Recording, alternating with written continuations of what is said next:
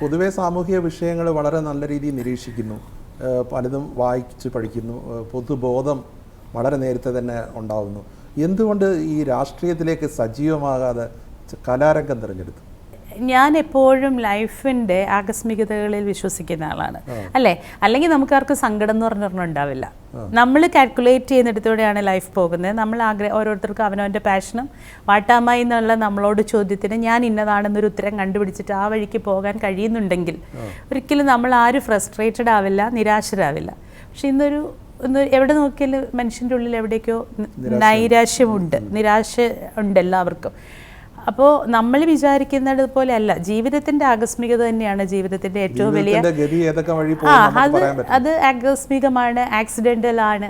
അത് തന്നെയാണ് ജീവിതത്തിൻ്റെ ഏറ്റവും വലിയ സുഖവും വലിപ്പവും.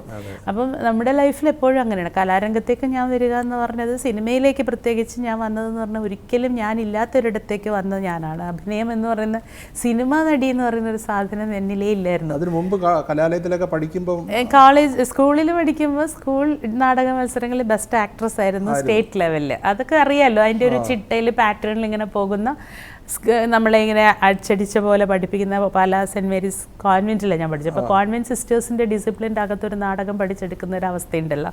ഒരു മെയിൽ ക്യാരക്ടറാണ് ചെയ്തത്.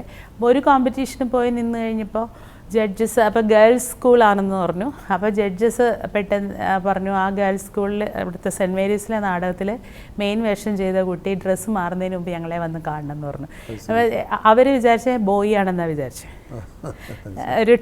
ഒരു വിദേശ ടൂറിസ്റ്റിൻ്റെ വേഷമായിരുന്നു. അന്ന് നല്ല വിഷയമായിരുന്നു. ഹിരോഷിമയിൽ ബോംബിടുന്ന സാധനമായിരുന്നു, ഹിരോഷിമ 45 എന്ന് പറഞ്ഞിട്ട്. അപ്പോൾ ആ ഹിരോഷിമയിൽ ബോംബിട്ട് ആഘാതമുണ്ടായ സ്ഥലത്ത് ഒരു ഇംഗ്ലീഷ് ടൂറിസ്റ്റ് കാണാൻ വരുന്ന അതായിരുന്നു അതിൻ്റെ പ്രമേയം. അപ്പോൾ ഇത് കാണാൻ വരുന്ന ഇംഗ്ലീഷ് ടൂറിസ്റ്റായിട്ടാണ് ഞാൻ അഭിനയിക്കുന്നത്. അപ്പോൾ ആ കുട്ടി വേഷം മാറുന്നതിന് മുമ്പ് വന്നിട്ട് ഞങ്ങളെ ഒന്ന് കാണണമെന്ന് ജഡ്ജസ് പറഞ്ഞു. അപ്പോൾ ഗേൾസ് സ്കൂൾ എന്ന് പറഞ്ഞു. അപ്പോൾ ബെസ്റ്റ് ആക്ട്രസ് എന്നുള്ള അവാർഡ് അപ്പോൾ വന്നിട്ടുണ്ടായിരുന്നു. അതല്ലാതെ മറ്റൊന്നും എനിക്കില്ല. സിനിമയിലേക്കുള്ള എൻട്രി എങ്ങനെയായിരുന്നു? സിനിമയിലേക്കുള്ള എൻട്രി CAD ഉണ്ണികൃഷ്ണൻ BABEd എന്ന് പറഞ്ഞ ശ്രീ രാജസേനൻ സാറിൻ്റെ സിനിമയായിരുന്നു.